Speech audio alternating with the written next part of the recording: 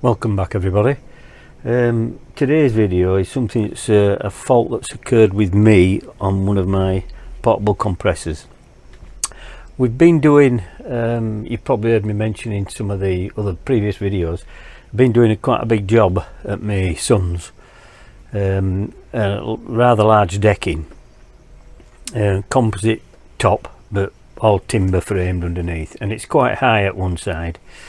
And he's been using some big joists and big posts, and of course I've been using my big framing nailer, which has been indispensable really. And I have a compressor that I take out on site with me to actually use that. And we noticed that the other week that we were just using the brad nailer, and the compressor seemed to be, well, on the pressure side, I normally run it at about 70-80 psi output pressure from the compressor, but on this occasion we noticed it not shutting off. Not only not shutting off, it was blowing the safety valve on the compressor. Now this compressor impacts small portable compressor. You'll see a lot of them, different makes on. DeWalt do one similar, and Draper do one similar. There's a lot of makes made up virtually the same way, but it's brilliant and it works a big nail gun because it's 10 bars and you need some oomph some pressure for the big framing nailer, and this goes up to 10 bars, which is just under 150 psi. So it's up at its maximum, but even then it had shut off. As it's created its maximum pressure, it would shut off, and it's not been doing that.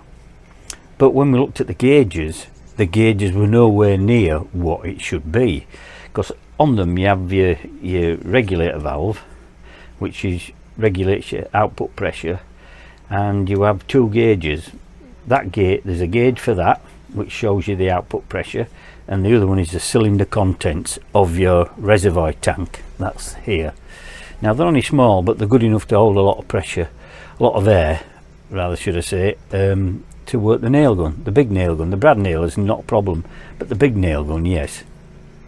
And we noticed that, so I thought, I'm not having compressor running because they're running constantly to supply the pressure for some reason, and not switching off.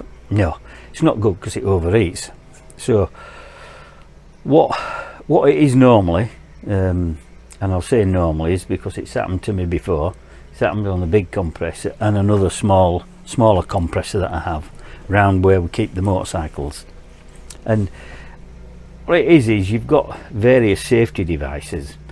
I'll show you in a minute, but there's the main one is your safety blow-off valve, which is here. And I'll show you in close-up. You have that which will blow off, and that'll blow off at 100, I think this one about 150 psi, so it's just slightly above the maximum pressure that it creates. But you have a switch which screws into the big cylinder, which is your automatic cut-off switch. So when it reaches a set pressure, it will cut the compressor off before this blows off. This is your last resort. This so I thought there's something wrong. So what I've done is I suspect it's the actual cut-off switch, the automatic cut-off switch, but they're cheap enough to replace anyway as a safety valve, the cut-off switch really. And when you're using a compressor for any length of time, they need to be right, because if this carried on creating pressure and pressure, you can imagine what will happen. Something will give. I know they're tested well above what the working pressures of the cylinders, but you've other things, you've pipe work and what have you. But it's relatively simple. It's just a single piston compressor. Now what you'll find is, if you use your compressor an awful lot, which this has been used an awful lot, and I've never done anything to it, you'll find out that the piston will not compress as much as, or as good or efficient as what it did do when it was new. That's just through little bits of wear. So you maybe not get the 145 5 thereabouts psi, or just slightly above. So it's just a piston compressor, and then there's 2 like metal plates inside, which are both return and non-return valves. They work, they allow you to compress air in, it pushes it into the big cylinder, and then as it goes down again and it draws air in, it closes the output one, and then it allows you to draw air in through the inlet. It's basically just like an engine, really. Now I've cleaned that, I've had that out and I've cleaned that because it's quite a lengthy job, and I'm not going to video that because every compressor can be somewhat different. So I don't want to lead somebody up to taking it to pieces and find out it's not a bit like mine. But I've cleaned that, and it was in pretty good condition. I polished they're only like chrome steel plates, and I polished them up with a bit of polish, and then put them back in, and that's fine, that's working. So I know might not give me the maximum, you know, it might be struggling a little bit, but it should give me near enough. So the switch that is the automatic cut-off switch that's in this compressor is rated from up to 100, I think it's 120 to 150 psi, which means it'll reach its maximum 150 psi and then cut off, or near enough that it'll switch the compressor off, because it's made the pressure that's required. And then as you use it, it'll drop down, and when it drops down to 120 psi, it'll kick back in and the compressor will fire up itself. However, I don't think it'll sustain that that pressure. I probably won't reach it because of wear and tear, but near enough. So I've gone for a 140 psi one top mark to a lower one, which is 90, I think. So it'll do the same. It's just short, but it's I'm working on the safety side of this.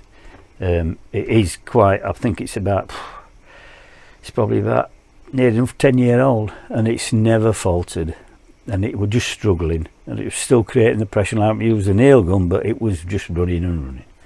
So I'm going to show you that, and then I'll show you close-up of the parts that I was concerned about.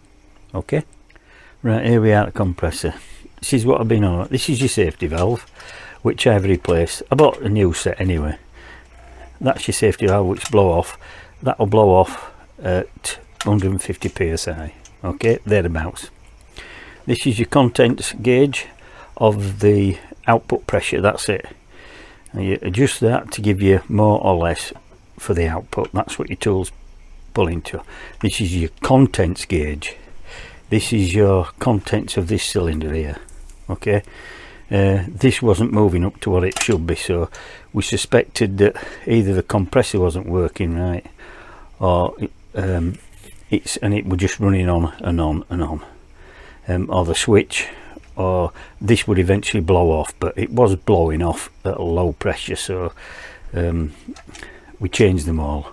Well, I'll show you what's around the other side. I've got the back already off. Let's move that over there. Right, hope you can all see that okay. It's a bit dark, but it's a very, very bright sunlight today.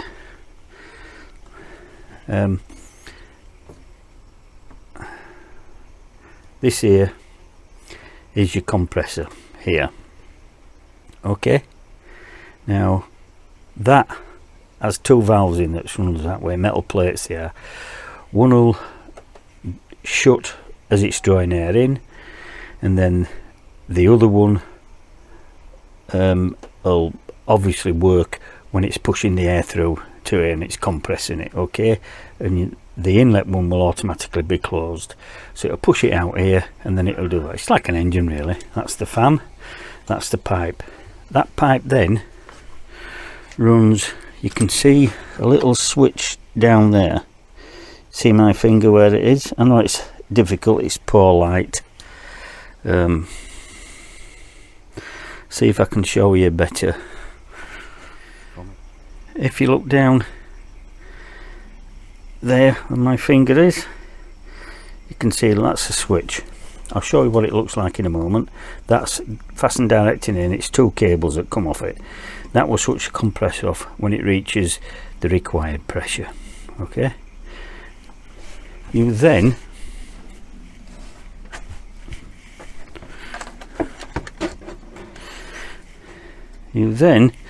have a valve here. Alright, this valve, I can take this out because this is the non-return valve, and that's all it is. Rubber, like a seat of a tap washer spring, that goes in there.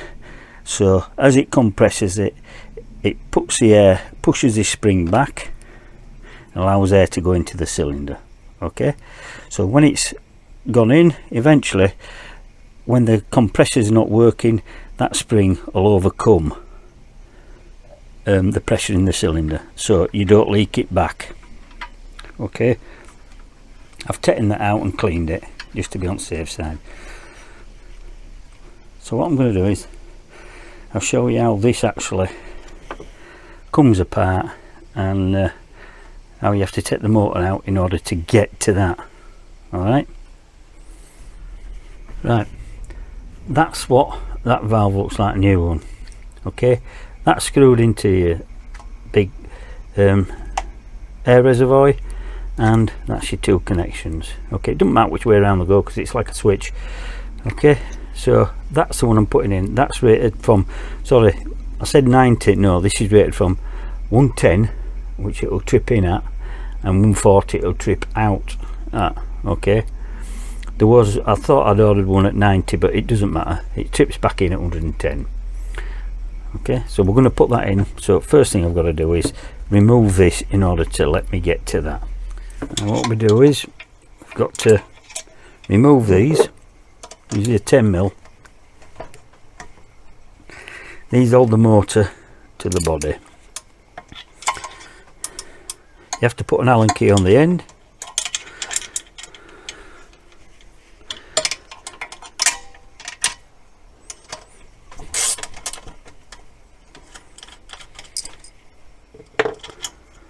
That's one.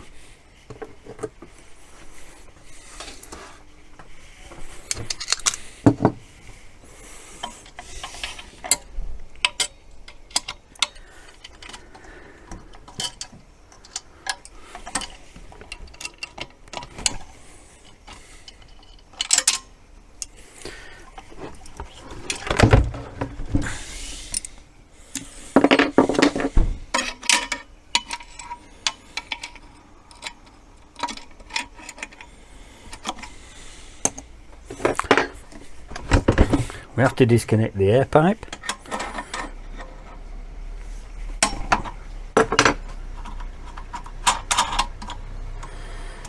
Okay, that's away, just pull that away. Then you've got the other 2 bolts, which are a bit more awkward.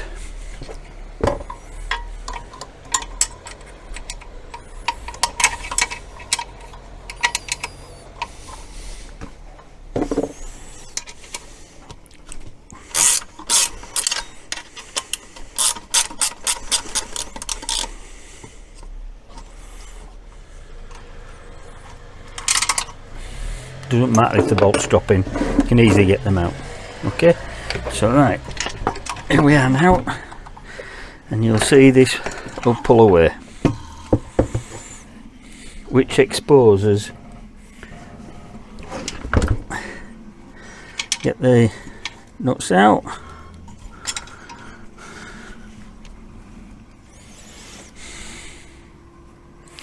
and that's obviously caused some vibration.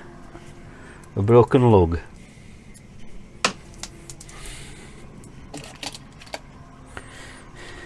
Right, here we have the, as you can see there, this is a culprit. You just pull the cables off, doesn't matter which ones, and this will be then taken out. Alright,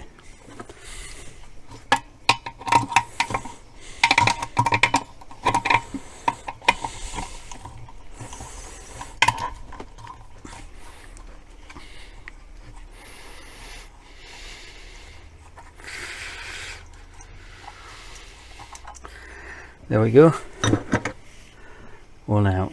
Okay, and as you can see, that's rated to, it tells you on it, 10 bars, and comes back in at 8 bars.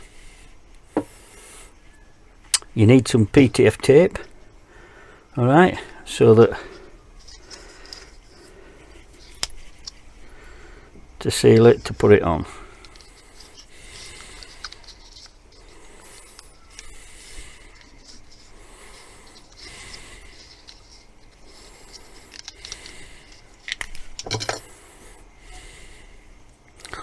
Just pull on your residue. Okay, then that back in there.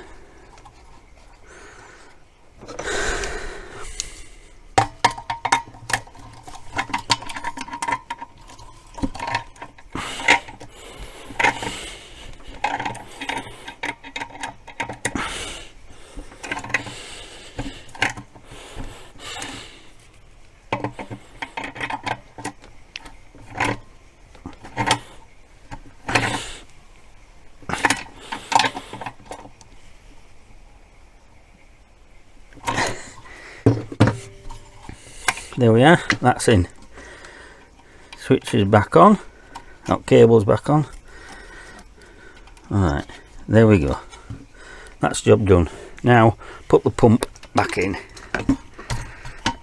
Unfortunately this one's going to have just 3 connections on for the, put that back on. You have to tighten it up yet, and then we'll put these back on.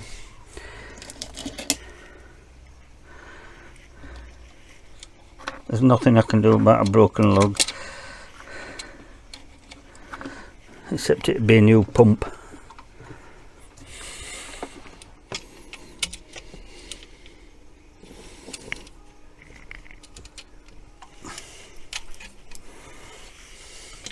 That's that, and we'll tighten them up now.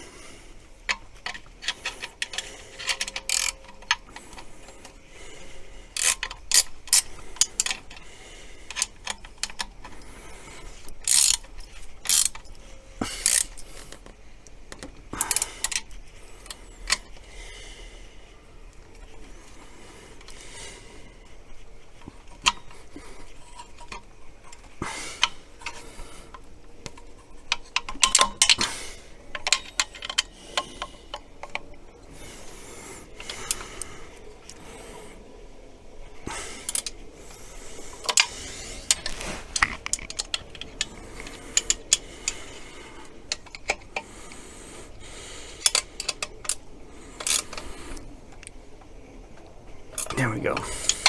Back in. All wired up. Just question of tightening this back up.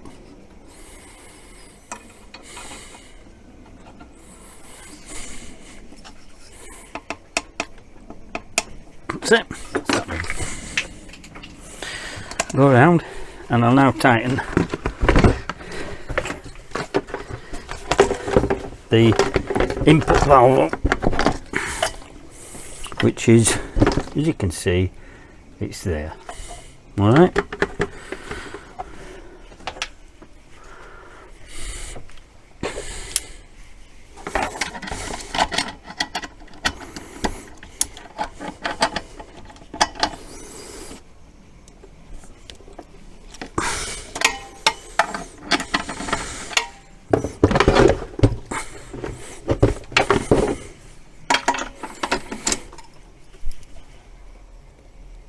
that's it. So there you have it. Everything back on as it should be, and now to put the cable back in and the plastic cover. Okay.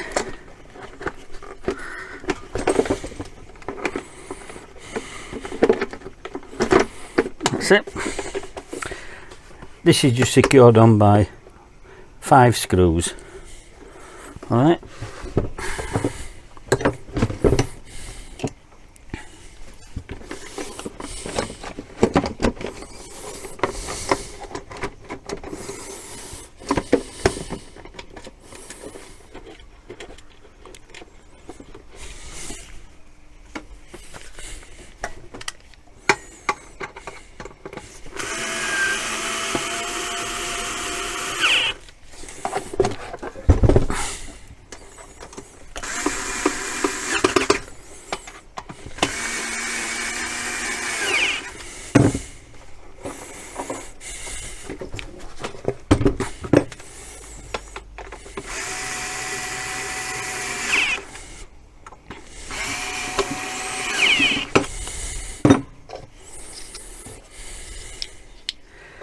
And that, as you can see, is relatively simple job.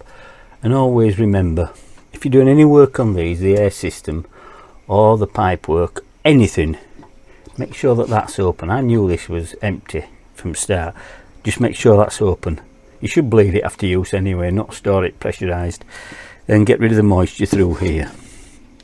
There is an inlet filter for the compressor. It's just a little fine filter. I've already cleaned it out. So as I say, it could only really one of two things: an air leak, it's not building its pressure up, which it could be this, the safety valve. It could be any of your pipe work. It could be your compressor leaking air through your inlet valve to your actual or your regulator valve to your actual reservoir, which is around that side that I showed you the rubber seal on, that's leaking back through your compressor. Or it's your cut-off valve, your auto cut-off valve, so, or solenoid valve, whatever you want to call it, switch. They're readily available. I got a pack of 2 of these for £8 something, the safety valves, the correct rated ones. Bin the old one. It had blown off a lot while I was using it because it was faulty. And I think I got off eBay, I got the pressure switch for about £6. So it's worth replacing them. And I'd do that under a good service after a lot of hours of work.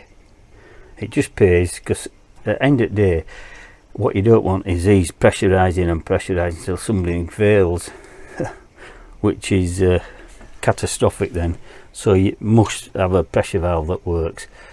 I've heard some strange stories about people getting pressure up on the systems by altering everything and putting bigger springs in. Don't do that. You run them as they are. It's a safety feature, and they must, and I'm stating this, be serious about it. This is a must, this safety valve. You must have that in operation. It must be working. It should never blow off in theory, because your cut-off switch that I've just put in should always switch off. Alright, well that's it really. I am going to test it, and I'll show you it working. Okay.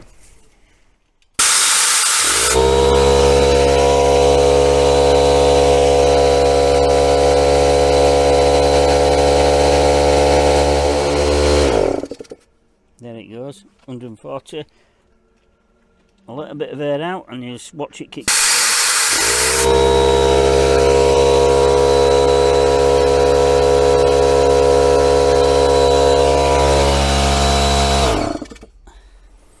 Right, so you've seen it.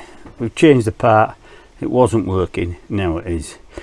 And I've reduced it by about 5 or 6 psi it's switching off at, because the compressor is nowhere near as good, efficient as what it used to be. So I've just brought it down, and so it's working well within safety measures. The valve's working fine as well. So that you can pull that and works on and off. The only way you know that to test that is if you disconnected the 2 cables, and that should blow off. But I'm not going to do that. You buy them new, they should be set at that. So have a spare one whenever that goes faulty. But if it starts blowing off before it gets to the maximum, that's faulty. Just change it. Simple screw in and out, bit of PTF tape around it, and that's it. Same with anything, PTF tape around these. But that's it. £6. Thereabouts from eBay. Well worth it. And that will faulty. So there you go. Right, that's ending this video. Don't forget, like and subscribe. Give me a thumbs up, it does help. And I'll try and answer anybody's questions. I've had no questions about compressors or anything. This is just a fault that's occurred with mine, and I thought it's good to put something out there that might help somebody if they have the same problem. But if you have, by all means give me a comment section, just give me a nod, and I'll get back in touch with you as I do everybody, and we'll take it from there. If I can help you, I will do. So yeah, until next time, you be safe, you be careful, and bye for now. Bye.